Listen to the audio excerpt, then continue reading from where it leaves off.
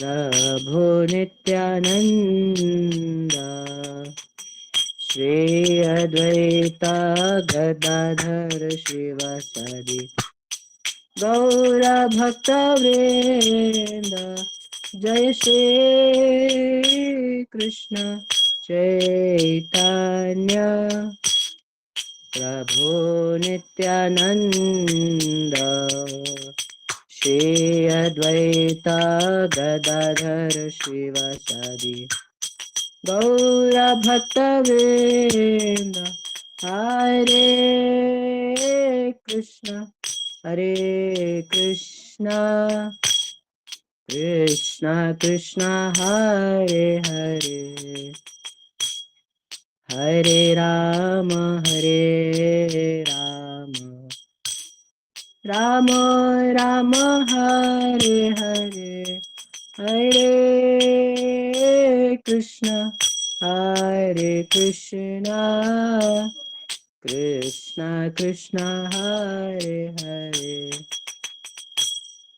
हरे राम राम राम हरे हरे हरे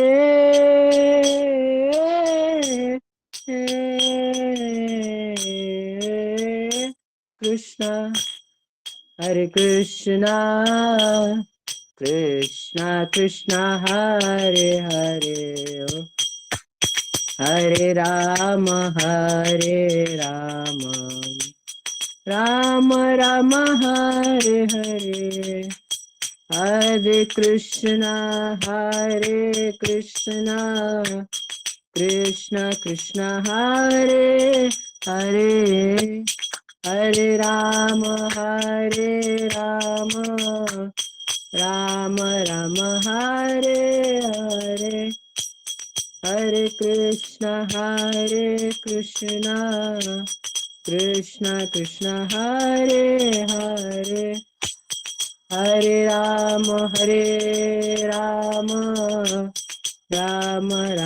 राम राम हरे हरे हरे कृष्ण कृष्ण कृष्ण हरे हरे हरे राम राम राम हरे हरे हरे कृष्ण कृष्ण कृष्ण हरे हरे हरे राम राम राम हरे कृष्ण कृष्ण कृष्ण हरे हरे हरे राम राम राम हरे हरे हरे कृष्ण कृष्ण कृष्ण हरे हरे हरे राम राम हरे कृष्ण कृष्ण कृष्ण हरे हरे हरे राम राम राम हरे हरे हरे कृष्ण कृष्ण कृष्ण हरे हरे हरे राम राम राम हरे हरे हरे कृष्ण कृष्ण कृष्ण हरे हरे हरे राम राम राम हरे हरे हरे कृष्ण कृष्ण कृष्ण हरे हरे हरे राम राम राम हरे हरे हरे कृष्ण कृष्ण कृष्ण हरे हरे हरे राम राम हरे हरे हरे कृष्ण कृष्ण कृष्ण हरे हरे हरे राम राम राम हरे हरे जय राधा पार्षदी राधा पत सखी राधे राधा पत सखी राधे श्रीला प्रभुपाद प्रार्थन है, श्रीला प्रभुपाद प्रार्थन है। जय राधा पार्थ राधा पत सखी राधे, राधा पत सखी राधा पत सखी राधे। जय गौरनिताय गौरानिताय गौरानिताय श्री श्री गौरानिताय गौरानिताय गौरानिताय गौरानिताय जय गौरानिताय। जय निमाय निताय निमाय निताय निमाय निताय निमाय निताय निमाय निताय निमाय निताय निमाय निताय जय निमाय निताय। जय सीताराम लक्ष्मण हनुमान हरे कृष्ण सीताराम प्रभु जी। लक्ष्मण हनुमान। जय सीताराम लक्ष्मण हरे कृष्ण प्रभु जी। हनुमान सीताराम लक्ष्मण हनुमान। जय लक्ष्मी नरसिंह जय हरे प्रहलाद कृष्ण जी प्रभु महाराज। जी। लक्ष्मी नरसिंह जय प्रहलाद जी प्रभु जी। Thank you Prabhu ji. Prabhu ji join हो चुके हैं, ओके तो थैंक यू। हरे कृष्ण। बहुत बहुत धन्यवाद प्रभु जी। बहुत ही सुंदर, आपने बहुत ही सुंदर कीर्तन आप गाते भी है, बजाते भी हैं, तो बहुत बहुत धन्यवाद प्रभु जी। तो आज का जो लेक्चर है वो इस वेज अवधूत निवाय प्रभु जी लेंगे। तो प्रभु जी हम लोग के साथ में जुड़ चुके हैं। तो प्रभु जी जो है इज होलीनेस गोपाल कृष्ण गोस्वामी महाराज जी के शिष्य हैं। Prabhu ji more than 16 years से इस्कॉन से कनेक्टेड है, और Prabhu ji materially and educationally very well qualified है। Prabhu ji has done his BTech in computer science and master in artificial learning from University of Michigan, USA. तो प्रभु जी करेंटली फ्लिपकार्ट में as a senior research manager serve कर रहे हैं। तो प्रभु जी हम लोग के साथ में जुड़ चुके हैं, तो हम लोग प्रभु जी का वेलकम करेंगे बाई चैंटिंग हरे कृष्णा महामंत्र से। हरे कृष्णा हरे हरे कृष्णा कृष्ण हरे कृष्णा कृष्णा हरे हरे हरे राम हरे राम हरे राम राम राम हरे हरे हरे हरे कृष्णा प्रभु प्रभु जी। जी धन्यवाद प्रणाम। वेलकम प्रभु जी। हरे कृष्णा प्रभु जी धन्यवाद प्रणाम। हरे कृष्णा। सभी भक्तों को मेरा दंडवत प्रणाम and thank you for inviting me to discuss on this important topic. And मैं आशा करता हूँ कि इस टॉपिक पर बोलकर मैं भी बहुत कुछ यहाँ से सीख के जाऊँगा आप लोगों से, और अगला जो 1 घंटा सवा घंटा हम जो आपस में साथ में डिस्कस करने वाले हैं, उससे हम कुछ कुछ इम्पोर्टेंट सीख के जाएं यहाँ से, जो हम बाद में लाइफ में अप्लाई कर सकें। तो ये थ्योरेटिकल लेक्चर ना रहे, ये एक practical application seminar kind of हो आपके लिए। ये मैं प्रयास करूंगा अपनी तरफ से, जो भी मेरे पास लिटिल नॉलेज है, जो मैंने आचार्यों से, गुरुदेव से, सीनियर डिवोटी से सुना है, समझा है, वो मैं यहाँ पर बेस्ट अपने कैपेबिलिटी के अकॉर्डिंग देने का प्रयास करूंगा। This is my service to all of you. So मेरी सेवा स्वीकार करें। हरे कृष्ण। तो मुझे टॉपिक दिया गया है लाइफस्टाइल मैनेजमेंट सीरीज में, सेशन 4 है, and the topic is why will power fails. Very interesting topic है ना, why will power fails. Hindi में बोले तो इसका मतलब है, हिंदी में बोलने तो इसका मतलब है कि सिर्फ विल पावर होना काफी क्यों नहीं है। और क्यों हम हर बार कई बार देखते हैं अपने पर्सनल जीवन में और दूसरों के जीवन में भी कि विल पावर मतलब संकल्प।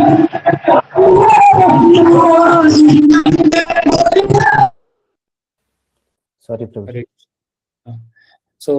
तो हमने कई बार देखा है अपने जीवन और दूसरे लोगों के जीवन में कि बहुत दृढ़ संकल्प होने के बावजूद कई बार हम और दूसरे लोग गलत आदतों में पड़ जाते हैं।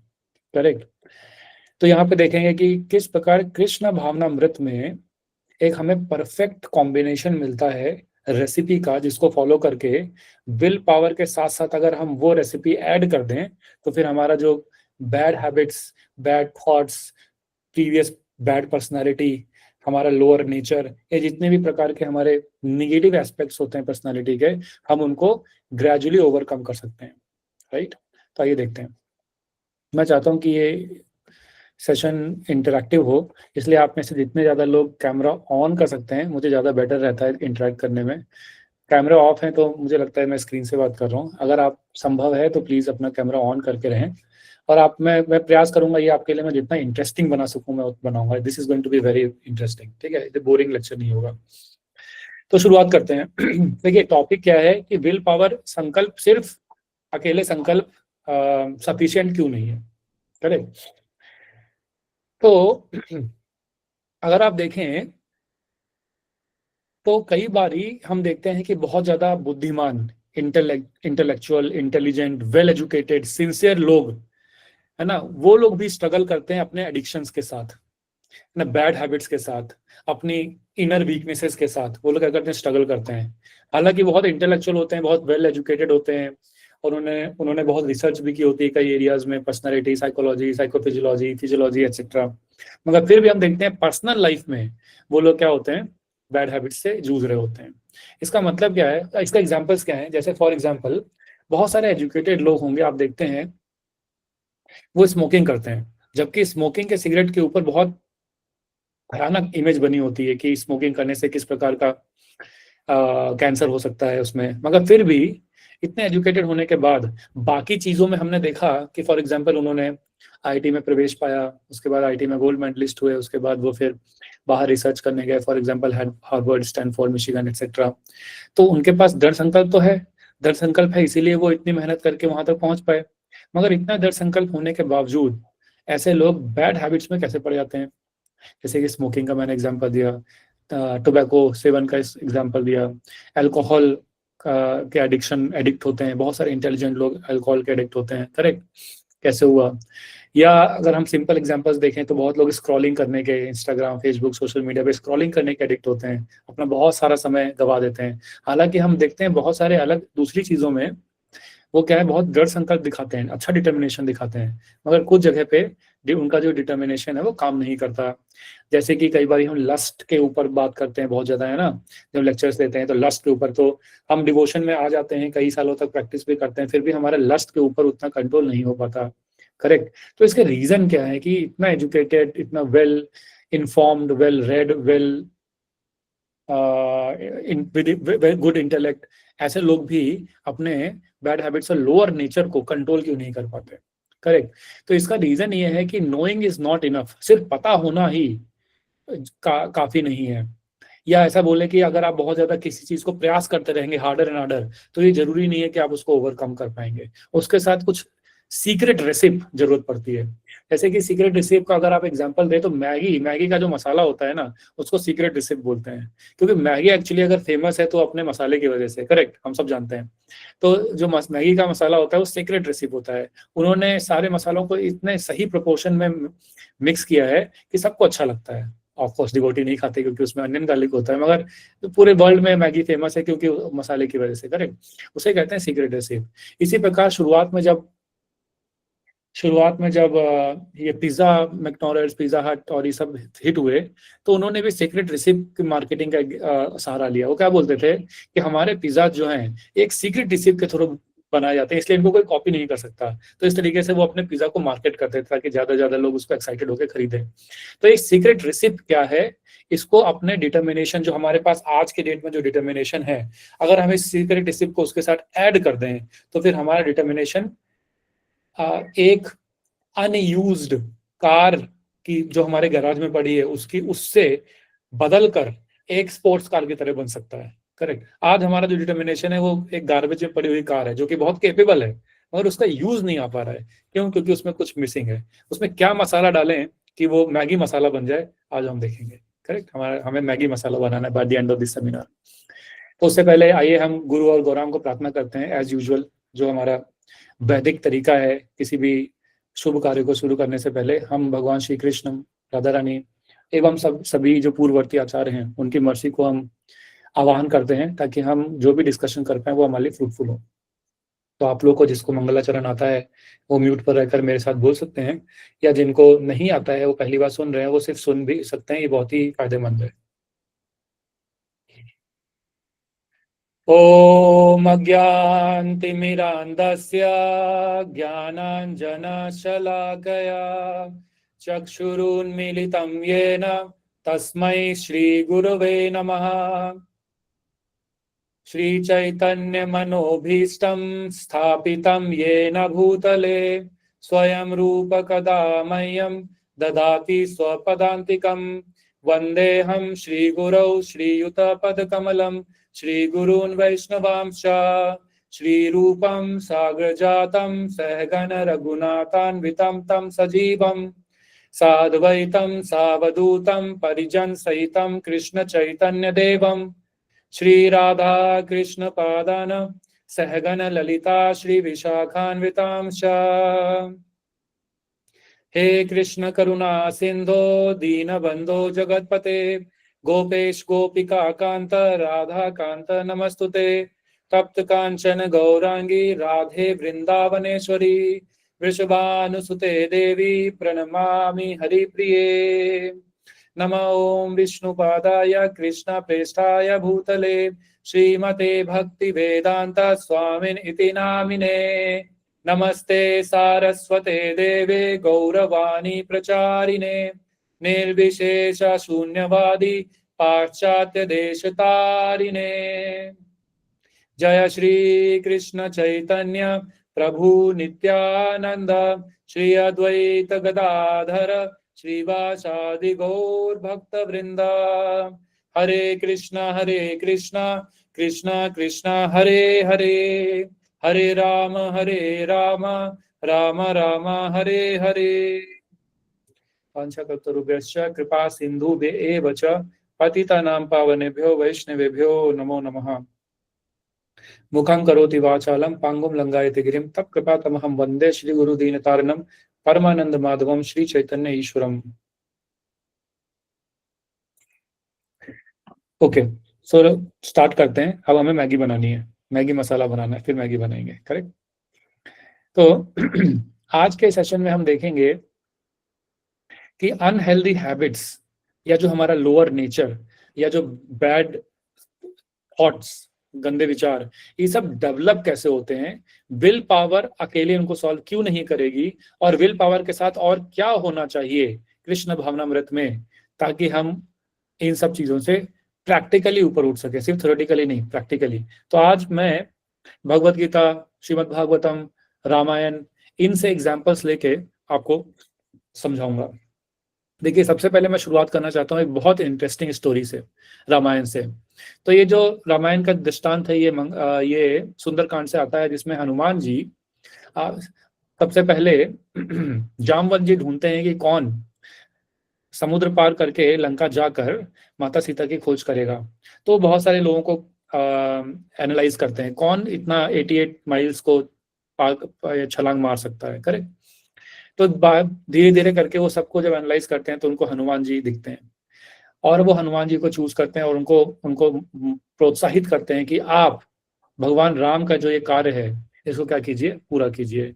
और इस प्रकार जामवंत जी के प्रोत्साहन से, भगवान राम की कृपा से, उनकी प्रसन्नता के लिए हनुमान जी क्या करते हैं, तैयार हो जाते हैं, और फिर वो महेंद्र पर्वत पर चढ़ के छलांग मारते हैं। वो सब हमने रामायण में पढ़ा है।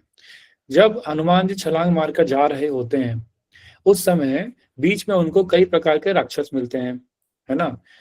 तो उन सभी राक्षसों को वो बहुत टैक्टफुली क्या करते हैं, धीरे धीरे करके पार करते जाते हैं। और जब भी उनको कोई राक्षस मिलता था तो वो उससे यही बोलते थे कि मुझे इस समय भगवान राम का कार्य कंप्लीट करना है, मुझे पास समय नहीं है, वापस आते समय मैं आपकी समस्त इच्छाओं को पूरा करूंगा। अगर आपको मुझसे युद्ध करना है तो मैं आपसे युद्ध करूंगा, अगर आपको मुझे खाना है तो मैं आपका निवाला बनने के लिए तैयार हूं, मगर अभी नहीं। तो इस प्रकार सुरसा, जब एक राक्षसी उनको रास्ते में मिलती हैं तो वो बोलती हैं कि देवताओं ने मुझे भेजा है कि मैं आपको अपना आहार बनाऊं। तो इस प्रकार हनुमान जी जब सोचते हैं कि अभी मैं आपका आहार इसलिए नहीं बन सकता क्योंकि मैं राम काज किए बिना कहाँ मोर विश्राम, इस प्रकार हनुमान जी बोलते हैं। तो कहते हैं कि भगवान का काम खत्म किए बिना मेरे पास और कुछ करने का कोई काम नहीं है। दिस शोज सबसे पहला क्वालिटी एब्जॉर्प्शन। ये हम बाद में, अभी याद रखिएगा, आप सारी क्वालिटीज हम बाद में यूज करेंगे। तो भगवान क्या करते हैं, अपनी बुद्धि का इस्तेमाल करते हैं। बुद्धि का इस्तेमाल कैसे करते हैं, वो बड़े होते जाते हैं, सुरसा भी अपना मुंह खोलती है, फिर भगवान हनुमान जी छोटे हो जाते हैं, उनके मुंह के अंदर जाकर वापस आ जाते हैं। तो इस प्रकार हनुमान जी उसका जो कहावत है वो भी पूरी कर देते हैं, जो उनको जो कार्य है वो भी पूरा कर देते हैं, और वो भगवान राम का कार्य करने के लिए आगे बढ़ जाते हैं। फिर जब हनुमान जी लंका पहुंचते हैं तो वहां पर देखिए टास्क क्या है, आप समझिए हनुमान जी की जो कंडीशन है कितनी ज्यादा कॉम्प्लेक्स है। हनुमान जी क्या है, वो नैष्टिक ब्रह्मचारी हैं, करेक्ट। हनुमान जी नैष्टिक ब्रह्मचारी हैं, लाइफ लॉन्ग ब्रह्मचारी। कभी उन्होंने किसी स्त्री के प्रति, किसी नारी के प्रति कोई भावना नहीं रखी, है ना, तो लाख लाख ब्रह्मचारी हैं। अब जब वो लंका गए, लंका में उनको माता सीता का पता नहीं पता है। देखिए फॉर एग्जाम्पल मैं आपको यूएस के किसी स्टेट में भेज दूं, है ना, ऐसे ही बस भेज दूं आपको, मैं फ्लाइट कर दूं और भेज दूं कि आपको न्यू जर्सी भेजना है। आप वहां पे गए और आपको एक व्यक्ति बता दो इस व्यक्ति को ढूंढना है, और आपको कुछ नहीं पता, सोचिए कितना डिफिकल्ट होगा, करेक्ट। आपको सिर्फ उस व्यक्ति का नाम पता है, ना कोई फोटो है, ना कुछ, ना व्हाट्सएप, ना लोकेशन, जीपीएस, कुछ नहीं, तो कितना डिफिकल्ट होगा। हनुमान जी की कंडीशन देखिए, लंका जो कि पूर्णतः आसुरिक डेमोनियक स्टेट है, पूरी डेमोनिक सिटी, हर तरफ सिर्फ दानव ही दानव। और असुर प्रवृत्ति के लोग क्या करते हैं, हमने भगवत गीता में पढ़ा है, असुर प्रवृत्ति के लोग 24 घंटे सेंस ग्रेटिफिकेशन के बारे में सोचते और करते हैं, करेक्ट। तो अब हनुमान जी हैं ब्रह्मचारी, मगर उनको ढूंढना है माता सीता को, जो उनको पता नहीं है लंका में कहां पर हैं, और अब उनको क्या करना पड़ेगा। तो हनुमान जी क्या कर रहे हैं, और ये वाल्मीकि रामायण में आता है, हनुमान जी क्या कर रहे हैं, हर एक महल की छत पे जा जाके वो उसमें अंदर झांक रहे हैं, ऊपर से अंदर झांक रहे हैं। अब आप सोचिए भगवान राम के शुद्ध भक्त, नैष्टिक ब्रह्मचारी, असुरों के महल में जाके उनके बेडरूम्स में झांक रहे हैं रात के समय। देखिए असुर एक रात के समय क्या करेगा, वो लंका के असुर बहुत बलवान थे उस समय, क्योंकि रावण थे, रावण के छत्र छाया में थे। तो वे क्या करते थे, पूरी दुनिया से जो सुंदर राजकुमारियां हैं उनका अपहरण करके लाते थे और उनको अपने रानी बनाकर रखते थे।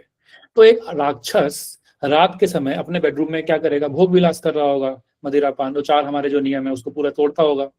मगर हनुमान जी ब्रह्मचारी होकर उनको सब क्या करना पड़ रहा है, ऊपर से देखना पड़ रहा है।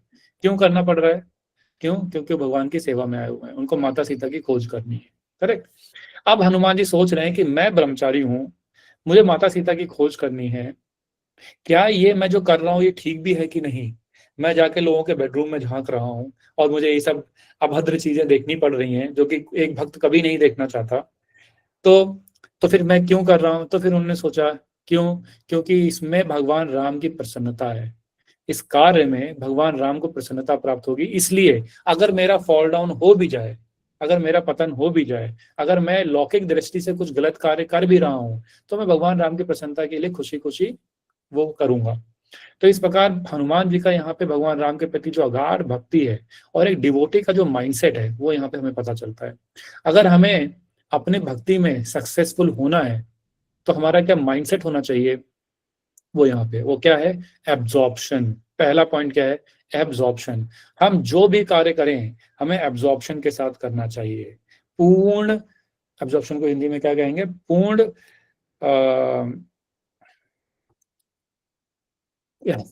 एब्जॉर्प्शन को हिंदी में क्या कहेंगे, कोई बताएंगे, साधारण भाषा में क्या बोलेंगे उनको, पूर्ण उसमें उसमें रम जाना, है ना, एक तरीके से बोल सकते हैं उस सेवा में शायद सर इट्स एकाग्रता, जस्ट लाइक एकाग्र होकर कार्य। हाँ एकाग्र हो गया मतलब कि कंसंट्रेशन। मगर जो एब्जॉर्प्शन है ना, वो एब्जॉर्प्शन थोड़ा अलग है। एब्जॉर्प्शन का मतलब होता है रम जाना, उसमें खो जाना। जैसे कि आपने, है ना, जैसे कि आपने एब्जॉर्प्शन हाँ एब्जॉर्प्शन होगा क्या, ऐसी चीजें, करेक्ट। आत्मसात करना। यस। तो आप लोग समझ गए, मतलब आप लोग इंटेंट समझ गए। कहने का तात्पर्य यह है कि जैसे कि एक म्यूजिशियन होता है, म्यूजिशियन आपने देखा, तल्लीन होना, करेक्ट तल्लीनता। तो जैसे कि एक म्यूजिशियन होता है ना, आपने देखा होगा जब कोई म्यूजिशियन जो बहुत बहुत प्रकांड पंडित है अपनी विद्या में, जब वो अपना इंस्ट्रूमेंट बजाता है, चाहे वो सितार हो, चाहे वो हारमोनियम हो, चाहे वीणा हो, कुछ भी बजाता है, आप देखते हैं वो कितना एब्जॉर्प्शन के साथ हर एक सुर में खो जाता है। और उस सुर में खोकर वो क्या करता है, उसका जो माइंड है जो किसी और धरातल पे चला जाता है, और उस धरातल पे जाके वो व्यक्ति बहुत अच्छी रचनाएं करता है, जो कि पूरे दुनिया में फेमस होती हैं, लोगों को बहुत पसंद आती हैं। ये सबसे पहला इंपॉर्टेंट एस्पेक्ट है डिवोटी की लाइफ का, एब्जॉर्प्शन। हम जो भी कार्य करें हमें एब्जॉर्प्शन के साथ करना चाहिए। चाहे हमें सेवा सिर्फ इतनी सी हो कि हमें पूरे कमरे में सिर्फ एक टाइल साफ करना है, एक टाइल हमें साफ करना है, उस स्टाइल को साफ करते समय हम पूरा एब्जॉर्ब्ड होने चाहिए। इस स्टाइल को मैं साफ करूंगा पूरा रम कर। और ये सिर्फ स्पिरिचुअल लाइफ में ही नहीं, किसी भी जगह पर अगर आप किसी भी कार्य को मस्त होकर रम कर करते हैं, उस कार्य में आपकी जो सफलता है, उस कार्य में जो आपकी दक्षता है, जो जो आप उसमें ऊंचाइयां हासिल करेंगे, वो बहुत ज्यादा होगी। अगर हम ऐसा कोई कार्य करेंगे जिसमें मेरा इंटरेस्ट नहीं है, मैं अब्सॉर्ब नहीं हो पा रहा हूँ, तो फिर वो मुश्किल होगा। उसी प्रकार भक्ति में भी हमें इस फैक्टर का ध्यान रखना चाहिए। तो इस प्रकार हनुमान जी के माध्यम से हम समझ सकते हैं, क्योंकि हनुमान जी भगवान राम के सेवा में, उनके रिमेम्बरेंस में, उनकी प्रसन्नता के लिए पूरी तरीके से एब्जॉर्ब्ड हैं। उनको अपने आसपास कुछ नहीं दिख रहा है। इनफैक्ट अगर देखा जाए तो हनुमान जी इस समय बहुत खतरनाक स्थान पर हैं, बहुत खतरनाक स्थान पर है। रावण की नगरी है वो। रावण उस समय अपने समय पर वन ऑफ द सबसे पावरफुल असुर था। करेक्ट।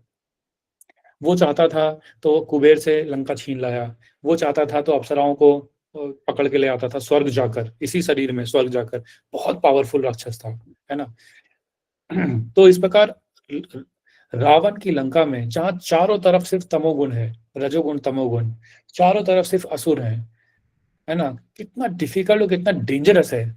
उसमें भी हनुमान जी बिल्कुल भगवान राम के प्रेम में, उनके सेवा में अब्सॉर्ब होकर वो क्या कर पा रहे हैं, वो आराम से अपनी सेवा कर पा रहे हैं। ठीक है। तो इस प्रकार हमें यहाँ से आगे चलते हैं। अब आगे देखते हैं कि इस एग्जाम्पल को याद रखिएगा, ये जो स्टोरी इसको याद रखिएगा, हम आगे आएंगे, इसको आगे यूज करेंगे। पार्ट नंबर 1, इस सेमिनार का जो पार्ट नंबर 1 जो मैं आप लोगों से डिस्कस करना चाहता हूँ वो ये है। आइए ये समझते हैं कि भगवान क्या बताते हैं कि ये जो गंदी आदतें हैं, जो गंदी विचार हैं, गंदी मानसिकताएं हैं, जो हमारा लोअर नेचर है, जो बार बार समय पर बाहर निकल के आ जाता है, ये उत्पन्न कैसे होता है। सबसे पहले तो इसको डिफाइन करते हैं कि ये जो बैड हैबिट्स हैं, इनको अगर हम कृष्ण कॉन्शियस भाषा में इसको डिफाइन करें तो ये क्या है। देखिए, हाँ करेक्ट। तो इसको अगर हम डिफाइन करेंगे तो एक सेकेंड मुझे दीजिएगा, कोई दरवाजे पर है।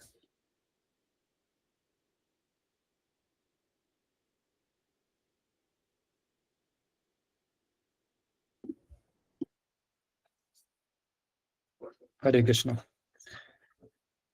तो सबसे पहले हम डिफाइन करते हैं कि गंदी आदतें होती क्या है। करेक्ट। आइए, तो जैसा कि हम सबको पता है कि भक्ति के 9 स्टेजेस होती हैं। जब हम भक्त बनते हैं तो उसमें 9 स्टेजेस होती हैं। सबसे पहली स्टेज होती है श्रद्धा, है ना। श्रद्धा के माध्यम से हम क्या करते हैं, साधु संग। तो हम कहीं पे सुनते हैं या हमारे पूर्व जन्मों के कर्मों के कारण हमें साधु संग में थोड़ी श्रद्धा होती है, तो हम साधु संग करना शुरू करते हैं। साधु संग करके फिर हम क्या करते हैं, साधु हमें भजन में लगाते हैं। भजन का मतलब होता है डिवोशनल एक्टिविटीज, भगवान का नाम चैंटिंग करना, संकीर्तन करना, सेवा करना, ये भजन क्रियाओं में लगाते हैं। जब हम भजन क्रिया शुरू करते हैं तो हमारी अनर्थ निवृत्ति होना शुरू होती है। अनर्थ निवृत्ति का मतलब है हमारे हृदय के अंदर जो ये 6 प्रकार के जो एनिमीज हैं, जो हमारे अंदर रहते हैं, हृदय के अंदर भावनाएं, काम क्रोध मोह लोभ मद मत्सर, ये हमारे हृदय के अंदर रहते हैं। इनकी सफाई शुरू होती है जब हम भजन क्रिया शुरू करते हैं। और उसके बाद इस स्टेज को बोलते हैं अनर्थ निवृत्ति। अनर्थ निवृत्ति, 6 प्रकार के अनर्थ होते हैं, उनकी निवृत्ति होना शुरू होती है। मगर ये ऐसा नहीं है कि ओवरनाइट हो जाती है, ऐसा नहीं है, इसको टाइम लगता है। डिपेंड करता है कि वो जो व्यक्ति है वो भजन क्रिया में कितना सिंसियरली और कितना गंभीरता से लगा हुआ है। जिस प्रोपोर्शन में एक साधक अपनी साधना को गंभीरता से करता है, उसी प्रोपोर्शन में साधक अपनी साधना के द्वारा साध्य को प्राप्त करता है। तो 3 चीजें होती हैं, साधक, साध्य, और इन दोनों को जोड़ने के लिए साधना, मतलब डिवोशनल सर्विस। तो जितनी गंभीरता के साथ एक साधक, हाँ, तो जितनी गंभीरता से साधक अपनी साधना को करता है, उतनी गंभीरता से, उतने ही प्रपोर्शन में, उसी मात्रा में हमारे हृदय के जो अनर्थ हैं धीरे धीरे दूर होते हैं। इसमें समय लगता है। मैंने ये एग्जांपल पहले भी दिया अपनी क्लासेस में, आपके बेस में, कि हमारा जो हृदय है उसको एक पानी के कंटेनर की तरह मानिए। पानी का कंटेनर है, उसको मानिए ग्लास का, और उसमें थोड़ी सी मिट्टी है। तो होगा क्या कि अगर आप पानी के कंटेनर को काफी समय तक हिलाए नहीं, तो जो मिट्टी है वो नीचे की पूरी नीचे क्या हो जाएगी, सेडिमेंटेशन हो जाएगा, उसको नीचे बैठ जाएगी, है ना। पानी आपको क्लीन लगने लगेगा, मगर एक्चुअली पानी क्लीन है नहीं, वो लग रहा है क्योंकि जो मिट्टी है वो नीचे बैठ चुकी है, अभी हिल नहीं रहा है। जैसे ही आप पानी को हिलाएंगे, मतलब कि वो जो कंटेनर है, वो जो जार है, जैसे ही ऐसी परिस्थिति में आएगा, ऐसे एनवायरनमेंट में आएगा, ऐसे एसोसिएशन में आएगा जहां पे उसको जर्क मिलेगा, वैसे ही जो नीचे जमी हुई मिट्टी है वो वापस क्या हो जाएगी, फिर से ऊपर आ जाएगी और पूरा पानी गंदा हो जाएगा। करेक्ट। उसी प्रकार हमारे हृदय के अंदर जो अनर्थ है, वो अनर्थ हम मिट्टी की तरह है, उस पानी के कंटेनर में मिट्टी की तरह हमारे अनर्थ हैं, जो कि नीचे बैठ गए हैं। जब हम भक्ति शुरू करते हैं, धीरे धीरे भगवान का नाम का जप करना शुरू करते हैं, सेवा करना शुरू करते हैं, भक्तों का संग करना, प्रसाद लेना, ये सब हम जब शुरू करते हैं तो हमारे जो अनर्थ हैं वो धीरे धीरे नीचे करके बैठ जाते हैं। क्यों? क्योंकि हम शांत हो जाते हैं, उस कंटेनर की तरह हम शांत हो जाते हैं। जो भौतिक संसार में भक्त होते हैं वो रजोगुण और तमोगुण के कारण हमेशा अशांत रहते हैं, और जो कृष्ण भक्त होते हैं वो क्या करते हैं, धीरे धीरे करके जब वो आते हैं भक्ति में, तो भगवान का नाम का जप करके, साधु संग करके धीरे धीरे शांत होते हैं। शांत होने के कारण उनके हृदय में जो अनर्थ है वो नीचे बैठ जाते हैं, वो अभी गए नहीं है। ऐसा नहीं हुआ कि हमारा हृदय से अनर्थ निकल गए, वो नीचे बैठ गए। अब होता क्या है कि कभी कभी जब हम गलत संग में आ जाते हैं या पुराने एनवायरनमेंट में दोबारा आ जाते हैं उन्हीं परिस्थितियों में, तो क्या होता है, उस कंटेनर की तरह जब वो कंटेनर हिला तो मट्टियां फिर से वापस ऊपर आ गई और पूरा पानी गंदा हो गया। उसी प्रकार मौका मिलते ही, एनवायरनमेंट मिलते ही, एसोसिएशन मिलते ही हमारे अनर्थ फिर से क्या हो जाते हैं, पूरे तरीके से बाहर आने लगते हैं। तो हमको कभी कभी लगता है अरे हमें भक्ति में इतना समय हो गया, मेरा अनर्थ नहीं जा रहे हैं। उसका रीजन ये है कि अनर्थ अभी निवृत्ति नहीं हुई है, अनर्थ जो है वो गए नहीं है। अनर्थ क्या है, हृदय के अंदर ही है। बस ये है कि हम समझ रहे हैं कि वो चले गए हैं, वो नहीं पर है। इसलिए हमें बोला जाता है कि भजन क्रिया अनर्थ निवृत्ति, भजन क्रिया अनर्थ निवृत्ति, भजन क्रिया अनर्थ निवृत्ति। ये जो प्रोसेस है ये हमें काफी लंबे समय तक करना होता है। तो ये कारण है कि हमारे जो बैड हैबिट्स हैं बार बार क्यों सरफेस करती हैं, ये कारण है। मैं आपको टेक्निकल डेफिनेशन बता रहा हूँ कि जब हम बैड हैबिट्स बोलते हैं तो ये बैड हैबिट्स कहाँ से आ रही, इनका ओरिजिन क्या है, इनकी डेफिनेशन क्या है। तो हमारे अंदर ऑलरेडी हैं, बस वो क्या हो जाती है, सरफेस कर जाती हैं। करेक्ट। अब हम समझते हैं कि भगवान भगवत गीता में इसके बारे में हमें क्या बता रहे हैं। देखिए, भगवान भगवत गीता में अगर आप देखेंगे तो ये जो हमारे पतन का या हमारे अनर्थों का दोबारा जागृत होने का जो कारण है, इसको क्या बताते हैं। 2.60 में 2.60, 2.62, 2.63 ये 3 श्लोक आप लोग जरूर जाके एज ए होमवर्क पढ़िएगा। तो 2.62 में भगवान बोल रहे हैं कि यत तो अपि कौन्तेय पुरुषस्य विपश्चितः इंद्रियाणि प्रमाथीनि हरन्ति प्रसभम मनः। कह रहे हैं कि अगर कोई व्यक्ति अपने इंद्रियों को कंट्रोल करना चाहता भी है, फिर भी इंद्रियां इतनी बलवान होती हैं कि वो जो मन है उसको खींच लेती हैं। उसका रीजन भगवान क्या बता रहे हैं, 2.62 और 63 में बता रहे हैं। ये तो अगर हमने श्लोक अच्छे से समझ लिए तो फिर बैड हैबिट्स की जो जड़ है और उसको काटने का जो तरीका है वो हम समझ जाएंगे। 2.62 and 63 from Bhagavad Gita, very important. और यही रीजन है कि जो वाइज पीपल होते हैं, जो हम शुरुआत में बात कर रहे थे, जो वाइज होते हैं उनका ही पतन हो जाता है। इसलिए नहीं कि वो वीक हैं, वो कमजोर हैं, बस इसलिए क्योंकि उन्होंने सही चीज पे ध्यान नहीं दिया, वो गलत चीज पे ध्यान दे रहे हैं, इसलिए उनका पतन हो जाता है। ठीक है, तो आइए समझते हैं।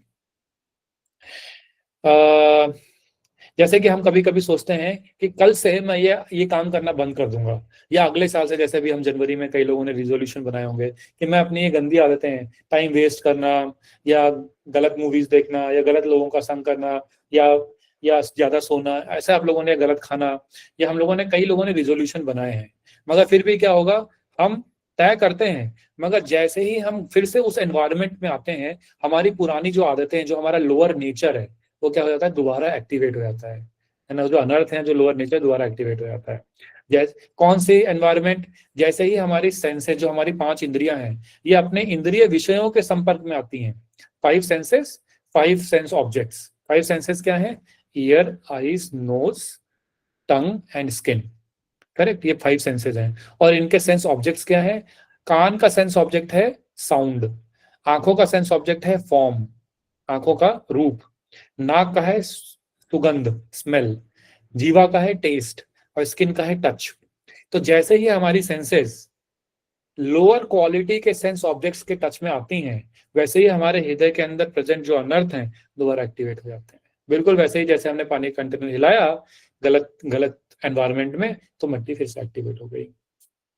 तो इसलिए हमें क्या करना चाहिए, तब माइंड, इसलिए भगवान इस श्लोक में बोले 2.60 में, प्रमाथी मतलब ड्रैग्ड, जैसे आप किसी को रस्सी से पकड़ के खींचिए, उस प्रकार जो इंद्रियां हैं वो मन को क्या कर देती हैं, बलपूर्वक, प्रमाथी बलपूर्वक खींच लेती हैं, है ना, उनसे पूछती नहीं है।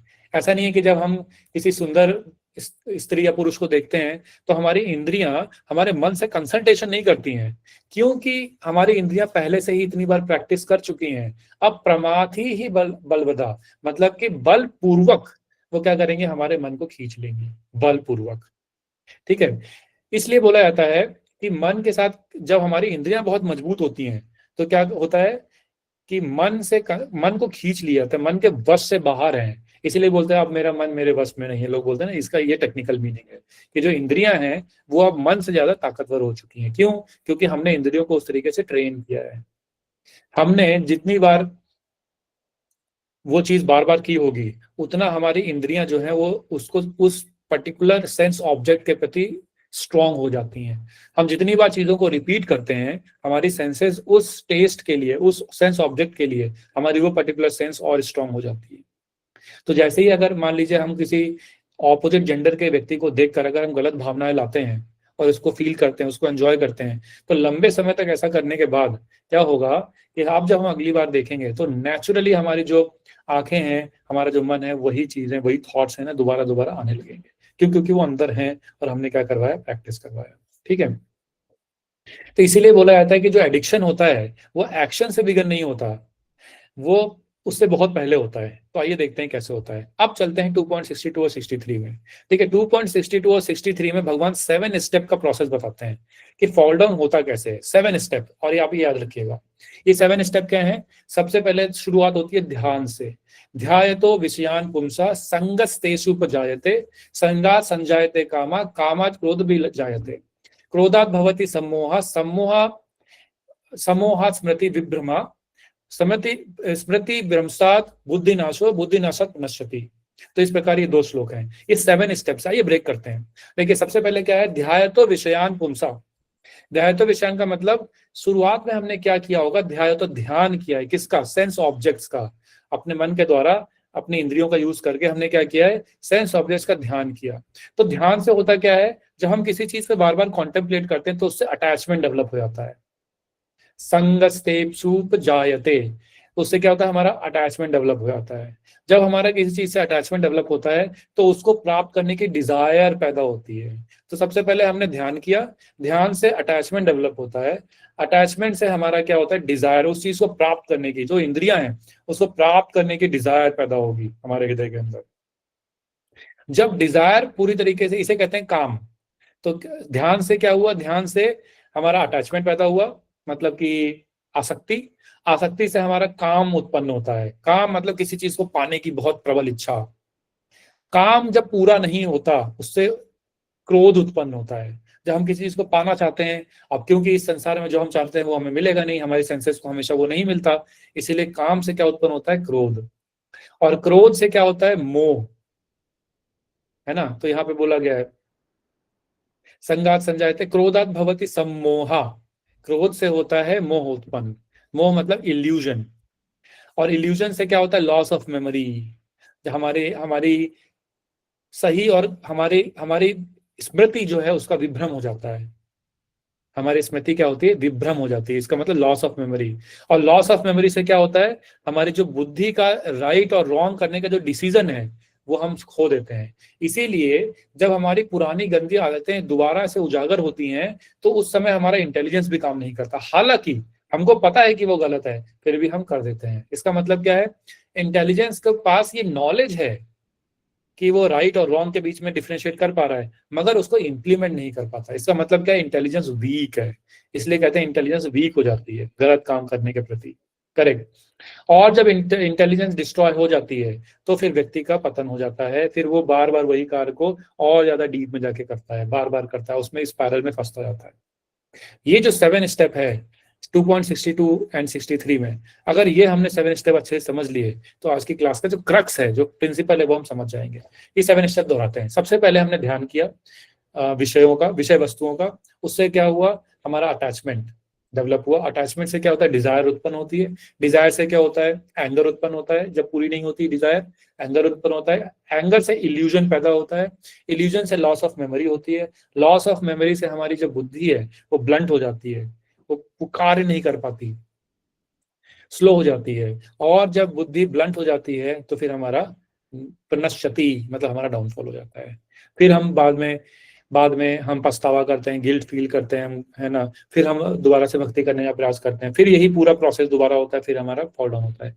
इसीलिए बोला जाता है जब तक किसी व्यक्ति का अनर्थ निवृत्ति का स्टेज पूरा नहीं हो जाता, उसके बाद आता है निष्ठा। तो अनर्थ निवृत्ति का स्टेज जब तक पूरा नहीं होता तो भजन क्रिया अनर्थ निवृत्ति, भजन क्रिया अनर्थ निवृत्ति, तो उसका जो ग्राफ है ऐसे ऊपर नीचे होता रहता है। कभी वो अच्छे से भक्ति करता है, कभी वो फॉल डाउन होता है, फिर भक्ति करता है, फॉल डाउन होता है, और इसमें वो हमेशा सुख दुख इसका अनुभव करता है। तो ये है प्रोसेस। पहले हमने डिफाइन किया डेफिनेशन, कि डेफिनेशन है क्या गंदी आदतों के, जो अगर टेक्निकली बोले तो वो डेफिनेशन क्या है। अब हमने क्या डिस्कस किया, हमने डिस्कस किया प्रोसेस की गंदी आदतें जनरेट कैसे होती हैं और ये हमें कैसे एंट्रैप कर लेती हैं, हमें कैसे बंदी बना लेती हैं। इसलिए अगर आप इन 7 स्टेप में देखेंगे तो विल पावर, जो कि आज का मेन टॉपिक है कि विल पावर अकेले काफी क्यों नहीं है, तो आप देखेंगे जो विल पावर है वो 6 स्टेप पे आता है ना। अभी हम सब क्वेश्चंस का आंसर करेंगे लास्ट में। तो विल पावर जो है 6 स्टेप में आता है। 6 स्टेप क्या है, इंटेलिजेंस। विल पावर कहां से आती है, इंटेलिजेंस। जब इंटेलिजेंस स्ट्रांग होती है उसी को कहते हैं विल पावर टेक्निकली। तो हमने क्या देखा, 6ठे स्टेप पे जब लॉस ऑफ मेमोरी होता है, लॉस ऑफ मेमोरी, उसकी वजह से क्या होती है, इंटेलिजेंस ब्लंट हो जाती है। इसका मतलब हमारा विल पावर भी काम नहीं करता। हमारे पास दूसरी चीजों के लिए विल पावर हो, मगर इस पर्टिकुलर सिचुएशन में हमारा विल पावर भी ब्लंट हो जाता है, काम नहीं करता, जो हम शुरुआत में डिस्कस कर रहे थे। करेक्ट। इसीलिए जो विल पावर के काम ना करने की प्रक्रिया है, ये कहीं बीच से नहीं शुरू हो रही है, एक्शन से नहीं शुरू हो रही है, ये ध्यान से शुरू हो रही है। इसलिए हमें स्टेप नंबर 1 पे जाना चाहिए। ज्यादातर लोग जो अपने विल पावर को स्ट्रॉन्ग करने की कोशिश करते हैं या अपने बैड हैबिट्स को, बैड विचारों को दूर करने का प्रयास करते हैं, वो ज्यादातर कहीं एक्शन से शुरू करते हैं। वो सोचते हैं मुझे गुस्सा आ गया इसकी वजह से मैंने किया, या जब मैं संग करता हूं उसकी वजह से। नहीं, आप 3-4 स्टेप पीछे जाइए। पहला स्टेप क्या था, ध्यान। तो जब हम गलत चीजों का ध्यान करते हैं बार बार तो हमें वहां से अटैचमेंट डेवलप होता है। करेक्ट। तो हमें इसलिए समझना चाहिए कि ये जो बैड हैबिट्स है इनका ओरिजिन कहाँ पे हो रहा है। या अगर हम समझ गए, अगली बार जब हम इसके ऊपर काम करने का प्रयास करेंगे तो हम सही काम कर पाएंगे। अदरवाइज हम गलत सोल्यूशन, राइट प्रॉब्लम का गलत सोल्यूशन ढूंढेंगे। करेक्ट। ये बिल्कुल उसी प्रकार है जैसे कि मान लीजिए कोई नदी है, उस नदी क्या है, कभी ज्यादातर पहाड़ों से निकलती हैं। जब वो पहाड़ से निकलती हैं तो बहुत पतली सी होती हैं, जैसे गंगोत्री, यमुनोत्री आप लोगों ने देखा होगा, बहुत पतली सी स्ट्रीम होती है। मगर आगे जाके वो स्ट्रीम क्या होती है, बहुत बड़ी नदी बन जाती है, बहुत बड़ी नदी, है ना। कभी कभी आधे किलोमीटर का उनका डायमीटर होता है और वो बहुत गहरी हो जाती है, इतना सारा पानी। तो अपने विल पावर को एक्शंस के थ्रू ठीक करना बिल्कुल वैसा ही है जैसा कि एक नदी को आप ठीक वहां पर रोकिए जहां पर वो समुद्र से मिलने वाली है। जब नदी पहाड़ से निकली, नीचे आई, प्लेन में गई, प्लेटू में गई, वाटरफॉल से होते हुए बहुत पावरफुल हो गई, और अब आप उसको रोकने का प्रयास कर रहे हैं कहां पर, जब वो समुद्र से मिलने वाली है। वहां पर तो बहुत ज्यादा पावरफुल हो जाती है, डेल्टा बोलते हैं उसे, वेरी पावरफुल, जो समुद्र में एंटर करती है एकदम फोर्स के साथ। वहां पर अगर हम नदी को कंट्रोल करने का प्रयास करेंगे तो हम हमेशा विफल रहेंगे, क्योंकि अब जो नदी का प्रवाह है बहुत ज्यादा स्ट्रांग हो चुका है, वो हमारे कंट्रोल से बाहर है। इसलिए हमें कहाँ पे प्रयास करना चाहिए, पॉइंट नंबर 1, कॉन्टेम्पलेशन, ध्यान। अगर हम अपने ध्यान पे फोकस करेंगे तो क्या होगा, हम इस पूरे जड़ को जो है शुरुआत में ही काट सकते हैं। मतलब नदी को उसके एंट्री पॉइंट पे ही हम अगर कुछ कर सकते हैं तो वहीं पे कर सकते हैं। करेक्ट। तो इसीलिए बोला जाता है कि विल पावर कभी भी हमें अगर समझना है कि हमारा विल पावर क्यों नहीं काम कर रहा है गलत हैबिट्स, गलत सिचुएशंस में, तो हमें एक्शन से पहले और पीछे जाकर इस श्लोक के माध्यम से भगवान श्री कृष्ण की कृपा से जो हमें प्राप्त हुआ, श्रील प्रभुपाद की कृपा से, हमें ये समझना चाहिए कि उसका ओरिजिन कहाँ पर है। ठीक है, तो कोई बोल सकता है अच्छा ठीक है प्रभु जी, मुझे समझ में आ गया कि जो ध्यान है उसी की वजह से जब इंद्रिय विषयों के संग में आती हैं, उसकी वजह से हम ध्यान करते हैं, उसकी वजह से ही सब होता है। इसका मतलब मैं क्या करूंगा, मैं त्याग कर दूंगा, मैं हर चीज का त्याग कर दूंगा, ना मैं इन सिचुएशंस के टच में आऊंगा, ना मैं इनका ध्यान करूंगा, मैं पूरी तरीके से त्याग कर दूंगा, मैं जंगल में चला जाऊंगा, ऐसा कर लूंगा। तो यहाँ पे भगवान फिर और बहुत अच्छी चीज बोल रहे हैं, कह रहे हैं 2.59 इसका फॉलो अप है। वो कह रहे हैं कि विषया विनिवर्तन्ते निराहारस्य देहिना रसवर्ज रसो अप्यस्य परम दृष्ट्वा निवर्तते। वो क्या बोल रहे हैं कि देखो, अगर तुम्हें अपना पूरा जो लोअर नेचर है उसको छोड़ना है, तो तुम उससे भाग नहीं सकते, तुम उसको दबा नहीं सकते, ठीक है, उसको तुम रोक नहीं सकते, उसको दबा नहीं सकते। तो तुम्हें क्या करना होगा, रसवर्जम रसो अपि अस्या, मतलब कि अपने टेस्ट को बढ़ाना होगा। इसका मतलब हमें हायर टेस्ट को अनुभव करना होगा। मैं कई बार ये अपने लेक्चर्स में उदाहरण देता हूँ, आपने सुना भी होगा कि जैसे कोई बच्चा होता है, जब हम बच्चे को बचपन में उसको 10 रुपए या 20 रुपए देते हैं, कुछ लक्ष्मी देते हैं, तो सबसे पहले वो दुकान की तरफ भागता है, क्या करने, कैंडी खाने के लिए। कैंडी आती है छोटी छोटी टॉफीज, वो खाने के लिए। क्यों? क्योंकि बच्चे के लिए बचपन में कैंडी ही सर्वश्रेष्ठ स्वाद है जो उसने चखा है। मगर जैसे जैसे हम बड़े हो जाते हैं, हम और उच्च क्वालिटी के स्वादों को चखते हैं, जैसे कि गाजर का हलवा, गुलाब जामुन वगैरह वगैरह, करेक्ट। तो हमको अब हायर टेस्ट प्राप्त हो चुका है। इसलिए हमारी अवस्था में जब एक वयस्क अडल्ट व्यक्ति को जब कोई व्यक्ति 10 रुपए 20 रुपए देगा, तो व्यक्ति दुकान की तरफ कैंडी के लिए नहीं भागेगा, वो क्या सोचेगा, कुछ बेटर खाने के लिए। ये होता है concept higher taste and lower taste का। तो भगवान यहाँ पे 2.59 में बोल रहे हैं, विषया विनिवर्तन्ते निराहारस्य देहिना। वो बोल रहे हैं कि अगर कोई जीवात्मा अपने इंद्रियों को दबाने का प्रयास करेगी, तो ये सही तरीका नहीं है हे अर्जुन, ये सही तरीका नहीं है। बल्कि क्या करना चाहिए कि हमको अपनी इंद्रियों को हायर टेस्ट देना चाहिए। तो हमारी आंखें अगर रूप देखना चाहती हैं, तो हमें क्या करना पड़ेगा, ऐसा नहीं कि हम अपनी आंखों को फोड़ दें या अपनी आंखों को बंद कर दें या हम कुछ देखना ही बंद कर दें, नहीं, हमने अपनी आंखों को हायर टेस्ट देना है, मतलब बेटर रूप दिखाना है। क्या करना है, बेटर रूप दिखाना है, जिससे कि वो एडिक्ट हो जाएं। क्योंकि उनका कार्य क्या है, रूप को देखना। आप उनको कैसा भी रूप दिखाएंगे वो अटैच हो जाएंगी। तो अगर हायर टेस्ट देंगे अपनी आंखों को, तो क्या होगा, लोअर टेस्ट जो है, गलत मूवीज देखना, गलत संसार में गलत दृष्टि से लोगों को देखना, स्त्रियों को देखना या पुरुषों को देखना, गलत दृष्टि से दूसरे की संपत्ति को देखना, दूसरे के, है ना, तो ये जो हमारी प्रवृत्ति है, ये प्रवृत्ति ही बदल जाएगी।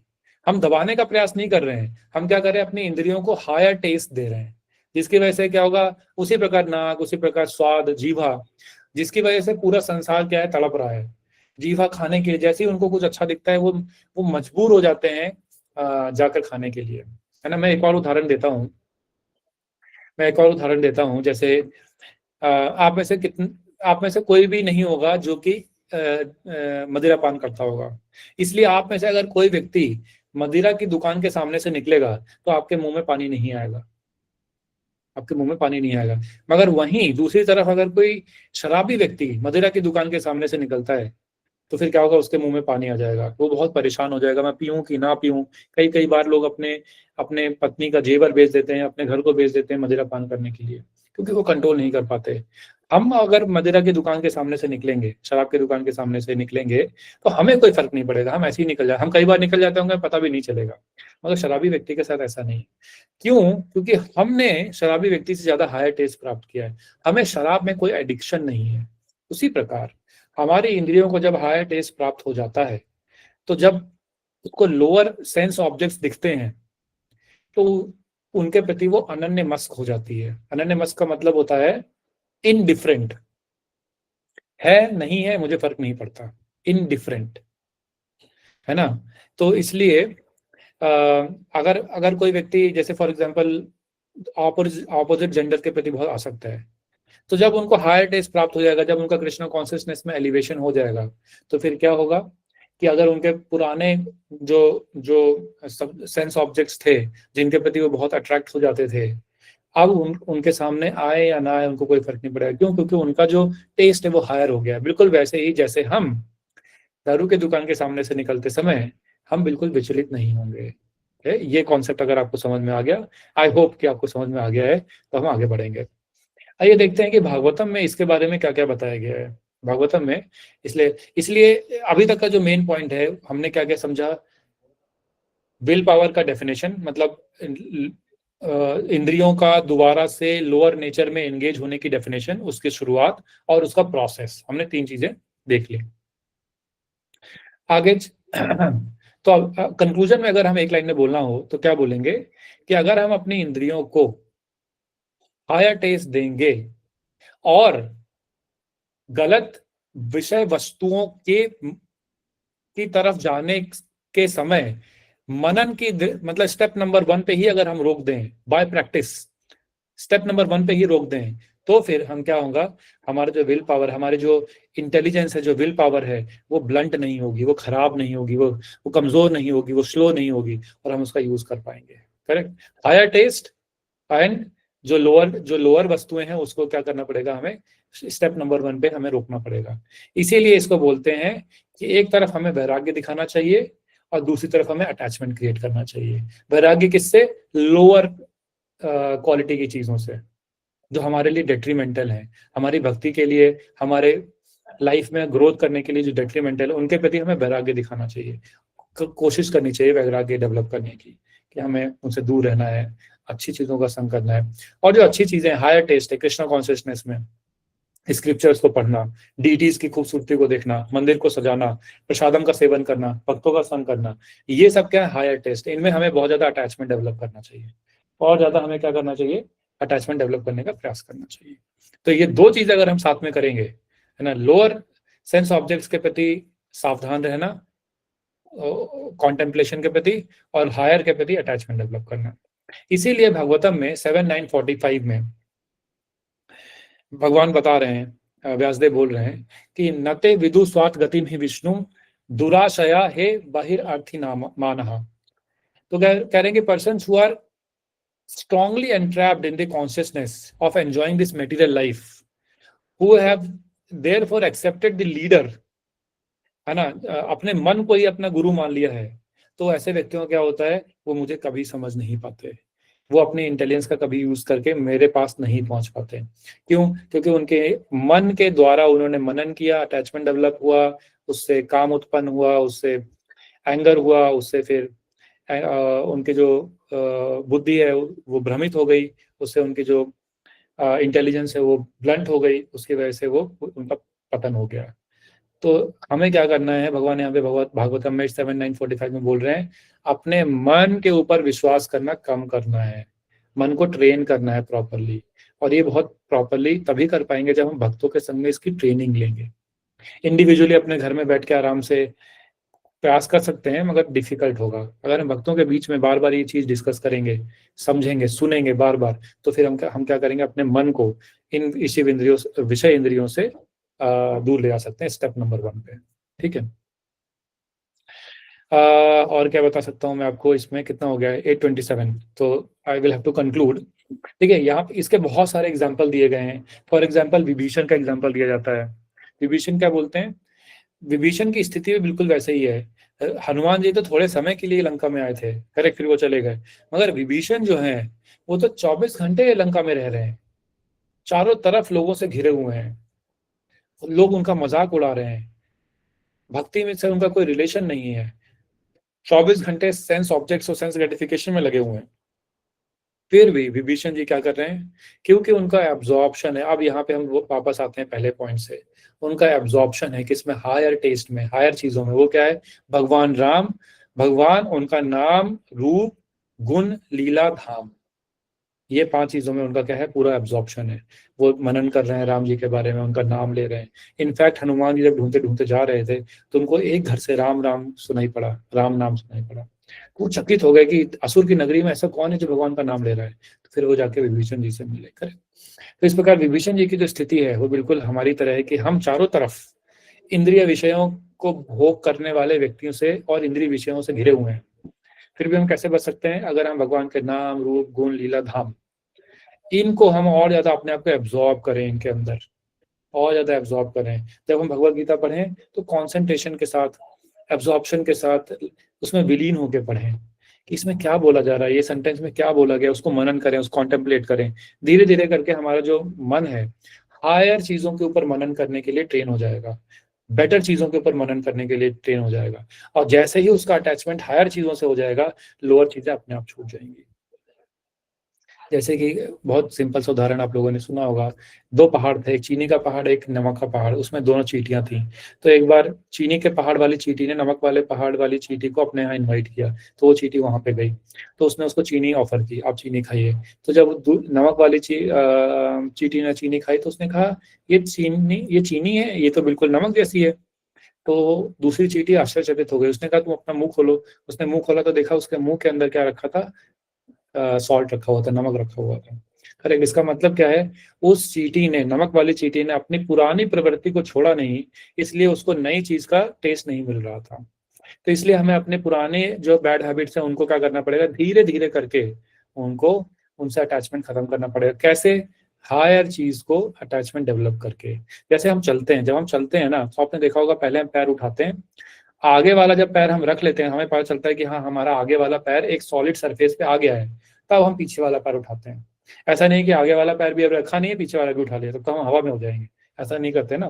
तो हम क्या करते हैं, पहले अपना आगे वाला पैर रखते हैं, फिर पीछे वाला उठाते हैं। वैसे ही भक्ति में भी हम क्या करेंगे, अपना जो अटैचमेंट है, अपना जो मनन है, अपना जो एब्जॉर्प्शन है हायर चीजों में, कृष्ण कॉन्शियसनेस की हायर एक्टिविटीज में, हम उसको हुक कर देंगे। और जब हम उसको हुक कर देंगे तो हम पीछे वाला जो हमारा नेचर है वो क्या करेंगे, वहां से उठा लेंगे उसको। इस तरीके से हम आगे मूव करते हैं। इसी को कहते हैं एडवांसमेंट इन कृष्ण कॉन्शियसनेस। जब कोई बोलता है ना एडवांसमेंट इन कृष्ण कॉन्शियसनेस, इसका ये मतलब होता है कि हमने क्या किया, अपने आप को पुराने जो हमारे वासनाएं हैं वहां से डिटैच करके अच्छी वासनाओं से अटैच कर लिया है। इनफैक्ट उल्टा होता है, पहले अच्छी वासनाओं से अटैच करना पड़ता है और फिर धीरे धीरे करके जो पुरानी वासनाएं हैं वो क्या होता है, डिटैच हो जाती हैं ऑटोमेटिकली। फॉर एग्जाम्पल, आप में से बहुत सारे लोग, इंक्लूडिंग मी, हम लोग पहले बहुत सारी चाय पीते थे, करेक्ट। फिर क्या हुआ, धीरे धीरे हम भक्ति में आए, हमने हायर टेस्ट प्राप्त किया प्रसादम को खाकर। हमें पता है कि कॉफी में, चाय में कैफीन होता है जो एडिक्टिव होता है, जो हमारे माइंड को हमेशा रजोगुण में रखता है।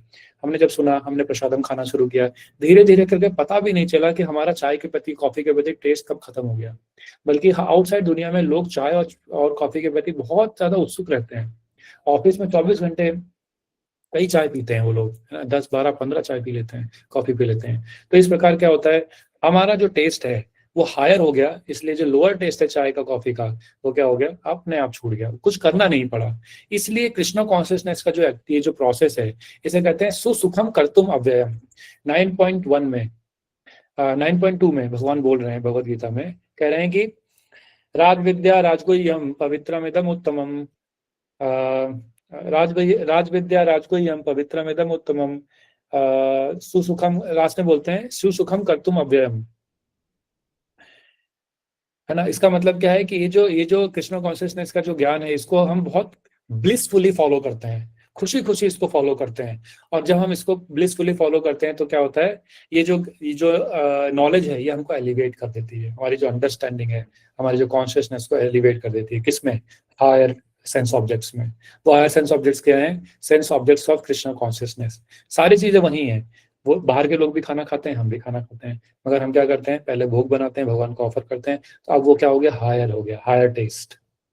ऐसे ही हम लोग भी कपड़े पहनते हैं, तो हम भी कपड़े पहनते हैं, धोती कुर्ता या जो कुर्ता या जो अपने जो भी कपड़े हैं उनको पहनते हैं। उसे क्या करते हैं, हम भगवान की कृपा समझते हैं, जो भी लेके आते हैं हम भगवान को ऑफर करते हैं, फिर उसको पहनते हैं। अब वो क्या होगा, प्रसाद हो गया, प्रसादी बोलते हैं उसको, है ना। ऐसे ही हम जो भी देखते हैं, हम अच्छी चीजों को देखते हैं, भगवान का रूप, भक्तों से मिलते हैं, कृष्णा कॉन्शियस मूवीज को देखते हैं। अभी नरसिंहा मूवी आई थी, कितनी सुंदर है ना, हमने वो देखी। तो इस तरीके से हम अपने आप को जब इस कृष्णा कॉन्शियस हायर टेस्ट की एक्टिविटीज, ऑब्जेक्ट्स में एंगेज करके रखते हैं, तो हम हमेशा क्या करते हैं, धीरे धीरे करके हम, हमारा जो पीछे वाला पैर है, मतलब हमारी जो पुरानी वासना है, उससे हम डिटैच हो जाते हैं। जो हमारी पुरानी वासनाएं है ना, ये बिल्कुल गोंद की तरह होती हैं, है ना। जैसे कोई लकड़ी लीजिए, उसको गोंद से चिपका दीजिए पत्थर से, तो छुड़ाएंगे ना तो बहुत टाइम लगेगा, उसके बीच में बहुत सारे कनेक्शंस होते हैं, बहुत टाइम लगता है। कितना टाइम लगेगा ये डिपेंड करता है कि हम कितने एब्जॉर्प्शन के साथ एक्टिविटीज कर रहे हैं। कुछ लोग होते हैं बहुत जल्दी ग्रो कर जाते हैं, बहुत जल्दी एलिवेट हो जाते हैं, क्यों? क्योंकि उनका जो कैपेसिटी एब्जॉर्ब होने की बहुत हाई है, और वो लोग कॉन्शियसली एफर्ट करते हैं एब्जॉर्ब होके काम करने की। भगवान का नाम लेंगे एब्जॉर्ब होके, उस समय भले ही थोड़ा लेंगे मगर एब्जॉर्ब होके। इसीलिए हमेशा बोला जाता है quality always wins over quality, quantity, quality always wins over quantity. इसलिए हम अगर भगवान का नाम 4 माला ही कर रहे हैं, 4 माला कीजिए, मगर उसको एब्जॉर्प्शन के साथ कीजिए। इस समय मैं भगवान का नाम ले रहा हूँ, इस तरीके से जब आप कार्य करेंगे तो आपका हायर चीजों में जो टेस्ट जल्दी डेवलप हो जाएगा। जितना जल्दी डेवलप होगा उतना आपका लोअर चीजों से जो अटैचमेंट वो जल्दी खत्म हो जाएगा। इसी को कहते हैं विल पावर। विल पावर तभी काम आएगी जब हम उसको कृष्णा कॉन्शियस के साथ मिलाकर करेंगे, एब्जॉर्प्शन के साथ। Will power along with absorption becomes effective. Will power without Krishna conscious absorption will not work. जब असली समय आएगा ना तो वो काम नहीं करेगी। बिल्कुल उसी प्रकार जैसे कर्ण के पास बहुत सारे शस्त्र थे, मगर उनको श्राप मिला था क्योंकि उन्होंने चीटिंग से विद्या प्राप्त की थी। इसलिए उनको श्राप मिला था कि जब आपको समय आएगा, सबसे ज्यादा महत्वपूर्ण समय आएगा, जब आपको जरूरत होगी, तो आपके शस्त्र, आपको ये विद्या याद नहीं आएगी। और यही हुआ अर्जुन के साथ। जब समय आया तो उनको पूरी विद्या वो भूल गए, है ना। तो इस प्रकार यहाँ पे ये मैं विराम देता हूँ। ये पूरा प्रोसेस है जो हमने समझा। इसमें बोलने के लिए मेरे पास अभी बहुत कुछ है, मगर हम ऑलरेडी 8:35 पे हो गए। I can speak for next 2 hours. मैंने इस पे सेमिनार दिया है और ये बहुत इंपॉर्टेंट और इंटरेस्टिंग टॉपिक भी है बाय द वे, इसलिए भी। तो अगर मुझे कंक्लूड करना है 1 मिनट के अंदर, तो मैं ऐसे बोलूंगा कि you don't overcome addiction bye fighting with the desires. आप डिजायर्स के साथ फाइट मत करो। आप क्या करो, अपने जो डिजायर्स हैं उनको रीडायरेक्ट कर दो, अपना जो लव है उसको रीडायरेक्ट कर दो कृष्णा कॉन्शियसनेस की तरफ। जब लड़ेंगे तो दिक्कत होगी, नहीं लड़ेंगे, रीडायरेक्ट कर देंगे, वो ज्यादा आसान प्रोसेस है, उससे आपको कम तकलीफ होगी। इसीलिए क्या होता है, जो कृष्णा कॉन्शियसनेस है, जो कृष्ण भावनामृत है, इसके अंदर जो हम कार्य करते हैं, ABCD, association, book reading, chanting, prasadam, है ना, ये सब, धाम जाना, कृष्णा कॉन्शियस मूवीज को देखना, ड्रामास को देखना, एक्सेट्रा, ये सब जो एक्टिविटीज करते हैं, ये क्या करता है, ये सप्रेस नहीं करता, ये रिप्लेस कर देता है। दबाता नहीं है, इसको रिप्लेस कर देता है। ये क्या करता है, टॉर्चर नहीं करता है, ये हील कर देता है। ये टॉर्चर नहीं करता है, या ये गाली नहीं देता। ये जो प्रोसेस है ना, ये आपको ये नहीं दिखाता कि आप गिरे हुए हो, आप बेकार हो, बार बार गलत काम करते हो, नहीं। ये क्या करता है, हमको ऊपर उठा देता है। इन सब इस पूरे धरातल से ही हमें क्या कर देता है, अपलिफ्ट कर देता है। जैसे कि मान लीजिए कहीं पे आग लगी है, अब पूरे शहर में आग लगी हुई है, जैसे अभी कैलिफोर्निया में लगी थी, करेक्ट, सैन फ्रांसिस्को में, तो हमें पूरा शहर जल गया। तो अब सबसे आसान तरीका क्या है, एक तरीका हो सकता है हम इधर उधर भागे, गाड़ी को लेके भागे, ट्रेन में भागे, मगर सब कुछ जल रहा है तो आप चांसेस है कि आप जल जाएंगे। मगर अगर वहां पे हेलीकॉप्टर आ जाए और आपको उस प्लेन से एलिवेट कर दे, उस पूरे शहर में आग लगी है, आप बीच में फंसे हो, मगर अगर हेलीकॉप्टर आके आपको एलिवेट कर दे, तो आप क्या कर गए, इसे कहते हैं अपलिफ्टमेंट। अपलिफ्ट हो गए, आपकी कॉन्शियसनेस, आपकी चेतना, आपका अटैचमेंट, आपका एब्जॉर्प्शन अब हायर चीजों में अपलिफ्ट हो गया, जिसके वजह से अब नीचे की जो चीजें हैं, जो तमोगुणी, रजोगुणी, या जो लोअर नेचर है, बैड हैबिट्स हैं, बैड थिंग्स हैं, बैड डिजायर्स हैं, उनसे आप क्या हो गए, ऊपर उठ गए। इसीलिए क्या करना चाहिए, जो भी कार्य करें कृष्ण भावनामृत में, जो भी कार्य करें, हाँ एयरलिफ्ट बोलते हैं, जो भी कार्य करें उसे क्या करना चाहिए, हमें सिंसियरली करना चाहिए। चैंटिंग करें सिंसियरली, कृष्ण कथा सुने सिंसियरली, और जो भी सेवा करते हैं, सेवा सबको करना चाहिए। थोड़ा थोड़ा अपनी जो इंद्रियां है ना, इनको सेवा में लगाना चाहिए। सेवा में जब हम करते हैं ना, तो बिल्कुल उसी प्रकार है जैसे कपड़े को धुला जाता है, तो कपड़ा गंदा हो जाता है ना, उसके फाइबर में गंदगी घुस जाती है, फाइबर में। आपने एड्स में देखा होगा, कभी कभी जैसे घड़ी साबुन का एड दिखाएंगे तो दिखाते हैं फाइबर में जाके वो हटा देता है गंदगी। तो गंदगी जो क्या है, फाइबर में चली जाती है। तो जब हम उसको अच्छे से मरोड़ते हैं, रगड़ते हैं, वॉशिंग मशीन में डालते हैं, तो फाइबर से गंदगी निकल जाती है। तो अपनी इंद्रियों को सेवा में लगाना, प्रैक्टिकल सेवाओं में लगाना, बुक डिस्ट्रीब्यूशन करना, संकीर्तन में जाना, चैंटिंग करना, मृदंग बजाना, कुकिंग में हेल्प करना, टेम्पल में जाके सेवाओं में लगना, ये सब हम सेवाएं करते हैं ना, हमारी इंद्रियां बिल्कुल वैसे जैसे कपड़े को धोते हैं ना, तो हमारी इंद्रियों से जो मल है वो बाहर निकल जाता है। तो प्रैक्टिकल सेवा करना बहुत जरूरी है ना, प्रैक्टिकल कुछ सेवा करना। तो hearing, reading, chanting is important, prasadam is of course important, हम सबका इंटरेस्ट है उसमें, मगर प्रैक्टिकल सेवाओं में लगना, खासकर बुक, ऐसी सेवाएं जो हमारे आचार्यों को बहुत पसंद है। क्यों? क्योंकि वो जब खुश होते हैं तो हमारा एलिवेशन जल्दी होता है, और जल्दी होता है। जैसे कि एयरलिफ्ट, तो हमें एयरलिफ्ट करते हैं वो क्या सेवाएं? बुक डिस्ट्रीब्यूशन करना, ये बहुत बहुत पावरफुल सेवा है। बुक डिस्ट्रीब्यूशन करना चाहिए, जितना जो भी क्षमता है, जो भी समय है, जो भी कैपेबिलिटी है, उसके अकॉर्डिंग करना चाहिए। या अगर नहीं कर पा रहे हैं तो कुछ और सेवा ढूंढिए, अपने आसपास कुछ और सेवा करिए, है ना। तो हाँ बिल्कुल, कथा करते, सेवा करते समय कथा सुन लीजिए, अब्जॉर्ब हो जाइए उसके अंदर। बिल्कुल, अब मैं भगवान के लिए बर्तन साफ कर रहा हूँ, तो उसको बर्तन साफ करने में बिल्कुल अच्छी तरीके से कीजिए, पिन पॉइंटेड, मतलब चमका दीजिए बिल्कुल, और उस समय बिल्कुल रम जाइए उसके अंदर। उस समय बाहर दूसरी चीजें जो आपको डिस्ट्रैक्ट कर रही हैं, उनसे अपने आप को थोड़ी देर के लिए मन को बोलिए, अभी देखो मैं सेवा कर रहा हूँ, ये तुम जो बोल रहे हो मैं बाद में इसके ऊपर काम करूंगा। इसे कहते हैं कैजुअलिंग। माइंड को कंट्रोल करने की 3 टेक्निक्स होती है। पहली होती है कैजुअलिंग। कैजुअलिंग का मतलब होता है प्रेम से बात करना मन के साथ, है ना, ऐसे एज ए फ्रेंड, उसको कैजुअल करना कि हे मन, देखो तुम इतने समय से मुझे इतनी सारी आइडिया दे रहे हो, कुछ भी काम नहीं किया, अभी मैं सेवा कर रहा हूँ, तुम जो बोल रहे हो मैं काम करूंगा, मगर थोड़ी देर बाद, ठीक है, अभी मुझे सेवा करने दो। जैसे एब्जॉर्प्शन बढ़ाकर करें। तो मैं यहाँ पे विराम देता हूँ, मैंने काफी बोल दिया, ऑलमोस्ट 1 घंटा पूरा हो गया है। और आपका अगर कोई प्रश्न है तो आप 1 या 2 प्रश्न ले सकते हैं, कि मुझे श्री भगवान को सुलाना है अभी। हरे कृष्ण तो प्रभु जी, हरे कृष्णा। बहुत बहुत धन्यवाद प्रभु जी, आपने बहुत ही सुंदर तरीके से पूरा प्रैक्टिकली आपने सब कुछ बताया कि किस प्रकार से हम लोग को स्क्रिप्चर्स का मदद लेके और हम लोग अपना माइंड को कंट्रोल कर सकते हैं। बहुत बहुत धन्यवाद प्रभु जी। तो आप में से जो भी भक्त का प्रश्न है तो हम लोग ज़्यादा नहीं लेंगे, अपना हैंड रेस कर सकते हैं। खुशबू माता जी, आप अपना प्रश्न पूछ सकते हैं।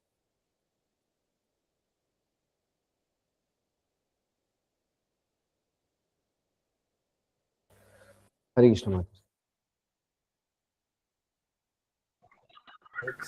हरे कृष्णा प्रभु जी। हरे कृष्णा प्रभु जी। प्रभु जी, मेरा सवाल था कि जैसे आपने बोला इस स्टेप पे कि हमको जो हायर टेस्ट देना चाहिए, तो जैसे मैं अगर स्पेसिफिक हो जाऊँ लास्ट के पॉइंट पे, तो इसका मतलब है जब तक कि हम भक्ति में इतने आगे नहीं बढ़ जाते कि निवृत्ति हो जाए, यहाँ से अनर्थ निवृत्ति हो जाए, तब तक हम लोगों को शादी नहीं करनी चाहिए, या ऐसा कोई भी इंद्रियों के प्रति मतलब हमारा वैसा भाव नहीं होना चाहिए, क्योंकि फिर वो चीज है, वो गंदी मिट्टी फिर ऊपर आ ही जाएगी ना। मतलब शादी कर भी ले या कोई भी ऐसा विषय भोग भी ले तो वो चीज मिक्स हो जाएगी ना। तो ये कैसे पता चलेगा कि पूरी तरह से ये निवृत्ति हो गई है?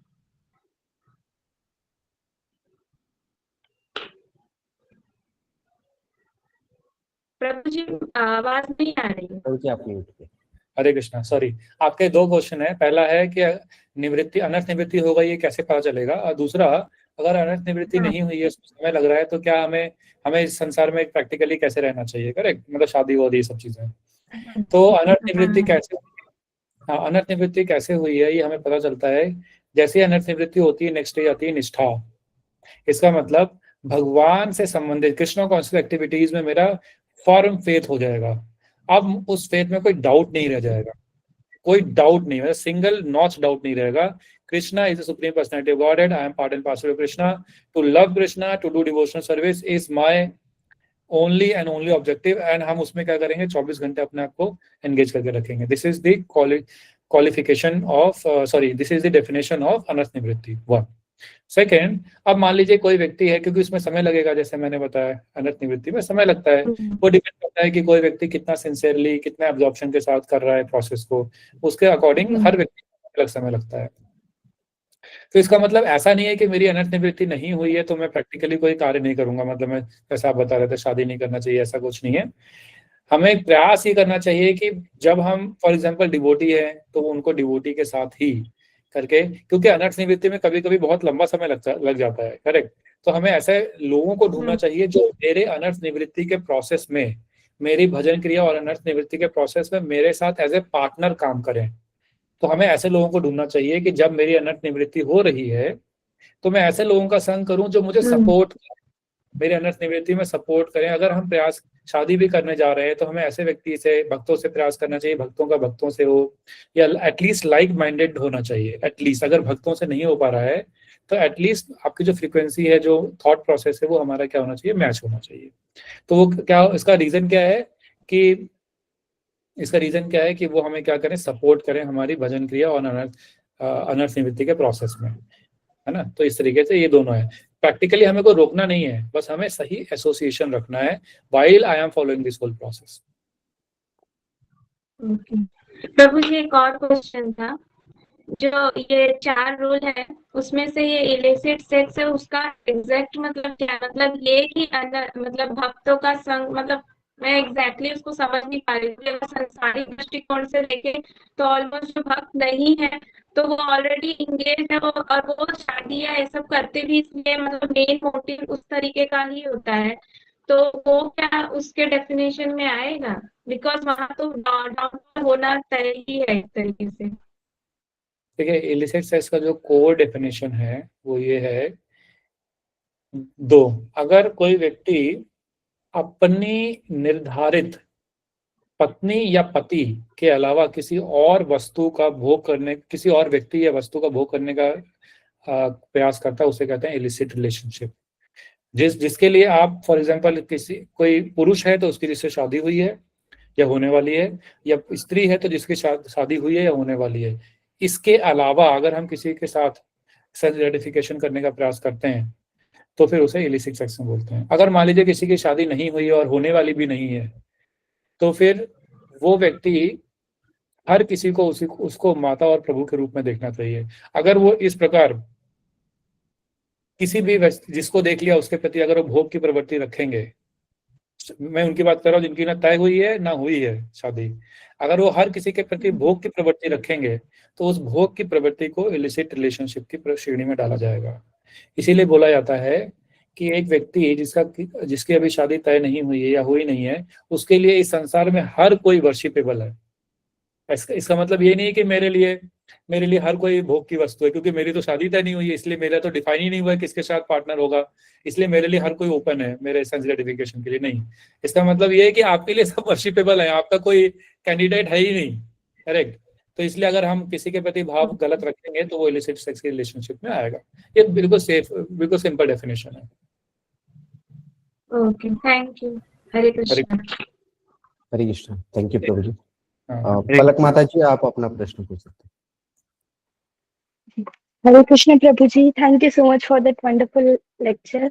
प्रभु जी, आपने अब्जॉर्प्शन के बारे में बताया था, जैसे हमें मतलब भक्ति और डिवोशनल सर्विसेज में तो अब्जॉर्प्शन होना ही चाहिए, वो तो मस्ट है, लेकिन जो मतलब ये तो प्रत्यक्ष सेवा हो गई, जैसे हनुमान जी का एग्जांपल दिया था, वो प्रत्यक्ष सेवा थी कि राघवेंद्र सरकार सामने है और उनकी सेवा करनी है। लेकिन जैसे हमारी जिन पर इतनी कृपा नहीं होती कि वो एकदम प्रत्यक्ष सेवा मिली है हमें, और जो मटेरियल ड्यूटीज होती है, जैसे हम स्टूडेंट्स के लिए तो जैसे स्टडीज है तो हम बहुत निष्ठा से करते हैं, लेकिन यदि हम उसमें भी वैसा अब्जॉर्प्शन रखें कि हम लोग पूरा अब्जॉर्ब होकर उस काम को कर रहे हैं, मतलब उसके अलावा हमारे दिमाग में और कुछ नहीं चल रहा उस टाइम पर पढ़ते वक्त, लेकिन फिर भी बीच में ऐसा ध्यान आ जाता है कि ऐसा नहीं है कि हम लोग कृष्ण का विस्मरण कर रहे हैं, क्योंकि हमें हमेशा कृष्ण का स्मरण होना चाहिए, लेकिन अगर हम कोई भी चीज में, जैसे पढ़ने में भी अगर बहुत अब्जॉर्ब हो रहे हैं तो कृष्ण को भूल रहे हैं, तो मतलब ये बात गलत है। क्योंकि हमने देखा है कि बहुत सारे, मतलब मोस्ट ऑफ द सारे ही जो अच्छे डिवोटीज होते हैं वो अपनी मटेरियल ड्यूटीज में भी एक्सेल कर रहे होते हैं, लेकिन जब ऐसे विचार आता है तो हम अब्जॉर्ब नहीं रह पाते, ना अपनी ड्यूटी के प्रति निष्ठावान रह पाते हैं। तो इसको कैसे समझिए प्रभु जी? हरे कृष्ण। हरे कृष्णा। तो एब्जॉर्प्शन को कई बार लोग गलत तरीके से समझते हैं, मैं समझाता हूँ। देखिए, जब आप स्टूडेंट हैं तो स्टूडेंट को पढ़ाई करते समय भगवान का स्मरण नहीं करना है। ये एब्जॉर्प्शन की डेफिनेशन नहीं है। जब आप पढ़ाई कर रहे हैं तो उस समय आपको सिर्फ पढ़ाई करनी है, ठीक है, उस समय आपको सिर्फ पढ़ाई करनी है, वो उस समय आपको भगवान का स्मरण नहीं, क्योंकि फिर आप एब्जॉर्ब नहीं कर पाएंगे एक एक्टिविटी में। इसीलिए बोलते हैं वन टाइम वन एक्टिविटी। तो फिर हम अपनी पढ़ाई को भगवान के साथ रिलेट कैसे करें? रिलेट ऐसे करेंगे कि उसका जो रिजल्ट है उसको हम भगवान से कनेक्ट करेंगे, उसका जो रिजल्ट है ना उसको हम भगवान के साथ कनेक्ट करेंगे। कि मैं अगर एब्जॉर्प्शन के साथ, एकाग्रता के साथ, कॉन्सेंट्रेशन के साथ ईमानदारी के साथ पढ़ाई करूंगी या करूंगा, तो इसका जो रिजल्ट है, जो मैं अच्छे मार्क्स लाऊंगा या अच्छी जॉब मिलेगी, व्हाटएवर जो रिजल्ट है, उस रिजल्ट के थ्रू मैं भगवान की सेवा करूंगी, है ना। अगर मेरा अच्छी जॉब लगी तो वहां पे मैं भगवान के लिए सेवा कर पाऊंगी या लोगों को अट्रैक्ट कर पाऊंगी अपने क्वालिफिकेशंस के बेसिस पे, करेक्ट। अगर मैं स्टूडेंट हूँ, मेरे अच्छे मार्क्स आए, तो मैं बाकी लोगों को प्रचार कर पाऊंगी, तो लोग मुझसे प्रभावित होंगे। इसलिए ये इसका सही डेफिनेशन है कि एब्जॉर्प्शन के साथ अपने मटेरियल एक्टिविटीज को कैसे करें। अगर कोई व्यक्ति इस ऑफिस में काम कर रहा है और वो कोडिंग कर रहा है, कोडिंग करते समय वो ऐसा नहीं कर सकता कि वो भगवान का स्मरण करे, अदरवाइज क्या होगा, वो अच्छे से अपना एक काम नहीं कर पाएगा। इसका मतलब क्या है कि कोडिंग उसको सिर्फ कोडिंग की तरह ही करना है, उसका अपना मटेरियल काम बहुत एब्जॉर्प्शन के साथ करना है। इफ इट इज सतोगुणी, है ना, इसका फायदा गलत लोग भी उठा सकते हैं। वो कहेंगे कि मैं तो डाकू हूँ, मैं अपना काम बहुत एब्जॉर्प्शन के साथ करता हूँ। नहीं नहीं, यहाँ पे कृष्ण कॉन्शियस या लीगल ऑक्यूपेशंस की बात हो रही है, करेक्ट। तो यहाँ पे अगर हम कोई कार्य कर रहे हैं तो एक समय पे एक कार्य करना चाहिए, उसके रिजल्ट जो है ना, भगवान भगवत गीता में कह रहे हैं, वो रिजल्ट हमें भगवान को अर्पित करने चाहिए। इसीलिए बोलते हैं do your best leave the rest, do your best leave the rest. हमें भगवान के ऊपर डिपेंड रहना चाहिए कि भगवान आप जो देंगे मैं उसे स्वीकार करूंगा, मेरी क्षमता, मेरी मेरी योग्यता, मेरी क्षमता और मेरी मेहनत के अकॉर्डिंग आप मुझे जो भी देंगे मैं स्वीकार करूंगा, और उसको मैं आपकी सेवा में लगाऊंगा, उसके रिजल्ट्स को सेवा में लगाना है। ठीक है, I hope it answers. Hare Krishna. Thank you so much, Prabhuji. So beautifully explained. Hare Krishna. हरे कृष्ण। हरे कृष्ण प्रभु जी। प्रभु जी, समय तो वैसे हो चुका है, तो आप और कुछ भी प्रश्न ले सकते हैं। मुझे एक प्रश्न और ले सकता हूँ, ठीक है। ठीक है, हर्षित प्रभु जी, आप अपना प्रश्न पूछ सकते हैं। हर्षित शर्मा प्रभु जी। जी प्रभु जी, मेरा बस हरे कृष्णा प्रभु जी, आप thank you for wonderful lecture. हरे कृष्ण। प्रभु जी, मेरा ये प्रश्न था, जैसे कि आपने कहा कि ज़्यादा से ज़्यादा एक्टिविटीज़ में इन्वॉल्व हूँ जब अनर्थाज हूँ, लेकिन प्रभु जी अनर्थों की वजह से फिर जब भक्ति में इन्वॉल्व होते हैं तो अपराध का भी खतरा रहता है। तो ये लगता है कि अब भक्ति में अपराध हो जाएंगे, तो इस वजह से मेरे अंदर अनर्थ है, क्योंकि तो इस वजह से फिर वो भक्ति में फिर वो कॉन्फिडेंस के साथ, एक एब्जॉर्प्शन के साथ वो नहीं हो पाती, सो या एक्टिविटीज में एंगेज नहीं रह पाता। करेक्ट। तो देखिए, जब हम कृष्ण कॉन्शियस एक्टिविटीज में लगते हैं, है ना, डिवोशनल एक्टिविटीज में लगते हैं, अर्चनम, वंदनम, दास्यम, साख्यम, आत्मनिवेदनम, है ना, जितने भी एक्टिविटीज हैं उसमें लगते हैं, जो 9 अंग हैं, उस समय हमारे अनर्थ होते हुए भी हमें प्रॉपर एब्जॉर्प्शन और मूड के साथ, प्रेयर्स के मूड के साथ जाना चाहिए। फॉर एग्जांपल, अगर हमारे अंदर अनर्थ है कि हम बहुत लस्टी हैं, मगर फिर भी हमको सेवा दिया गया है कि हम मंदिर में जाके सेवा करें, जन्माष्टमी में नए लोगों को हम मंदिर घुमाएं, उनको दिखाएं, उनको स्वागत करें, है ना, और उसमें मेटेरियलिस्टिक लोग भी आते हैं जो अलग अलग कपड़े पहनते हैं, और उस समय में हमें क्या करना चाहिए, हमें प्रार्थना करके जाना चाहिए कि हे चैतन्य महाप्रभु, हे गौरांग, हे नित्यानंद, आप इतने कृपालु हैं, मैं अनर्थों से भरा हुआ हूँ, मेरे अंदर कोई योग्यता नहीं है, मगर फिर भी मैं आपका प्रयास करने का, आपकी सेवा करने का प्रयास कर रहा हूँ। मुझे पता है कि मैं ये सेवा अच्छे से नहीं कर पाऊंगा, मगर मुझे ये भी पता है कि आप इतने दयालु हैं, आप इतने महान हैं कि आप फिर भी मेरी इस सेवा को स्वीकार करेंगे। मैं सिर्फ एक एग्जाम्पल दे रहा हूँ, हर किसी की प्रेयर अलग अलग हो सकती है। तो इस प्रकार जब हम प्रेफुल मूड में जब हम अनर्थों से युक्त होते हुए भी प्रॉपर हम्बल कॉन्शियसनेस में जब हम सेवा करते हैं, तो फिर क्या होता है, अनर्थों के बावजूद भगवान क्या करते हैं, उसका अपराध नहीं लेते। ये कलयुग में स्पेशल कंसेशन है, भगवान उसका अपराध नहीं लेते। ठीक है, तो हमें प्रॉपर मूड रखना चाहिए। कैसे मूड लाएंगे? वैष्णव आचार्यों के भजन को पढ़ के, जैसे कि आज नरोत्तम दास ठाकुर का तिरुभाव है, करेक्ट, तो हमें क्या करना चाहिए, नरोत्तम दास ठाकुर जी के भजनों को पढ़ना चाहिए, उनके मूड को समझना चाहिए। हमारे आचार्यों का जो मूड है वो परफेक्टली हम्बल है। शास्त्रों को हम ज्यादा से ज्यादा पढ़ें, भगवत गीता का श्लोकों को हमको पढ़ना चाहिए तेज। तो इससे क्या होगा, इस प्रकार हम क्या करेंगे, सेवा करते समय अनर्थों से युक्त होते हुए भी हम क्या कर पाएंगे, अनर्थों का जो अपराध है उनसे हम बच सकते हैं। इसका सिर्फ एक तरीका है, गौरांग महाप्रभु की शरण में जाना। इसीलिए बोला जाता है, तोमा स्थान अपराधे तारे हरि नाम, है ना, और फिर बोलते हैं कि हरि स्थाने अपराधे तारे हरि नाम, तोमा स्थाने अपराधे नहीं परित्राण। तो इसलिए भगवान के अगर प्रति अपराध होता है तो हम अगर चैंटिंग अच्छे से करें, प्रार्थना अच्छे से करें, तो उसका निवारण हो जाता है। मगर चैंटिंग के प्रति अगर अपराध करें, वैष्णव के प्रति अगर हम अपराध करें तो फिर वो क्या होगा, उसका निवारण मुश्किल होता है। इसलिए प्रेफुल मूड होना चाहिए। तो वैष्णव इतने कृपालु हैं, भगवान इतने कृपालु होते हैं, जब वो देखते हैं कि ये व्यक्ति रियली में हम्बल है, इसके अंदर काबिलियत नहीं है मगर ये हम्बल है, तो वो क्या करते हैं, हमारा अपराध माफ कर देते हैं, हमारा अपराध माफ कर दें। होने दीजिए अपराध, अपराधों से डरना नहीं है, हमें क्या करना है, अपने कॉन्शियसनेस को एलिवेट कर देना है कि मैं अपने आप को हम्बल बना लूंगा। जैसे कि हनुमान जी का एग्जाम्पल दिया ना, सुरसा, तो हनुमान जी ने क्या किया, अपने आप को छोटा बना लिया। उन्होंने लड़ा नहीं, उन्होंने मारा नहीं, हालांकि वो मार सकते थे, मगर उन्होंने क्या किया, अपने आप को हम्बल बना लिया। तो सारे देवता उनसे खुश हो गए, उनको आशीर्वाद दिया कि आप भगवान राम का कार्य पूरा करेंगे। हरे Krishna. Thank you Prabhu ji, thank you very much प्रभु जी। हरे कृष्ण। आप एक काम कर सकते हैं सुनील प्रभु, आप जी। जितने भी प्रश्न इसके अलावा बचे हुए हैं जो चैट पे हैं, आप उनको कहीं कॉपी करके बाद में मुझे भेज सकते हैं इफ यू वांट। जो भी इसमें से इम्पोर्टेंट क्वेश्चंस हैं आप मुझे भेज दीजिए, मैं उनका आंसर देने का प्रयास करूंगा। अभी बहुत सारे हैंड रेज हैं, मगर अनफॉर्चुनेटली मेरे पास टाइम नहीं है अभी। मैं इस चर्चा और ज्यादा करना चाहता हूँ, अभी मुझे भगवान को शयन कराना है। हरे कृष्ण। हरे कृष्ण। तो बहुत बहुत धन्यवाद प्रभु जी, बहुत ही सुंदर लेक्चर था और आपने काफी सवालों के आंसर भी दिए। तो आशा करेंगे कि आगे भी अपना बहुमूल्य समय आप हमें प्रदान करेंगे, ताकि आपसे और भी अच्छी तरीके से बहुत कुछ सीख सके हम लोग। तो हम लोग प्रभु जी का धन्यवाद करेंगे बाय लाउडली चैंटिंग हरे कृष्णा मोहम्मद से। हरे कृष्णा हरे कृष्णा हरे कृष्णा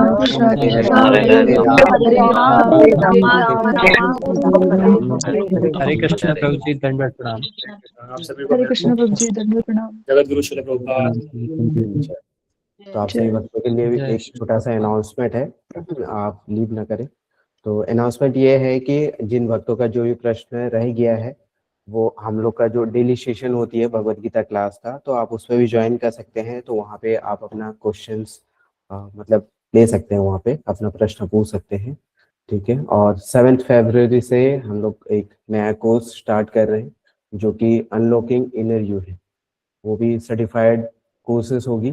तो इसमें भी आप पार्टिसिपेट करें, ताकि आप इस पे भी मतलब जो भी स्पेशल सेशन होती है इसमें भी आप ले सकते हैं, ठीक है। और तो ये सेशन का हम लोग यहीं पे विराम देते हैं। जगत गुरु श्रील प्रभुपाद की जय। अमृत गौर भक्त वृंद की जय। निताय निताय गौर प्रेमानंदे। हरि हरि बोल। हरि हरि बोल। वैष्णवी माता जी, आप ये जो सेम जो लिंक है ना, 8 बजे से हम लोग का सेशन होता है इवनिंग में, तो आप डेली इसी लिंक से ही आप ज्वाइन कर सकते हैं, ठीक है। हरे कृष्ण। हरे कृष्ण प्रभु जी, मैं इसमें रजिस्टर नहीं कर पाया था लाइफस्टाइल मैनेजमेंट सीरीज में, क्या अभी भी रजिस्ट्रेशन ओपन है इसमें? नहीं प्रभु जी, रजिस्ट्रेशन अभी ओपन तो नहीं है।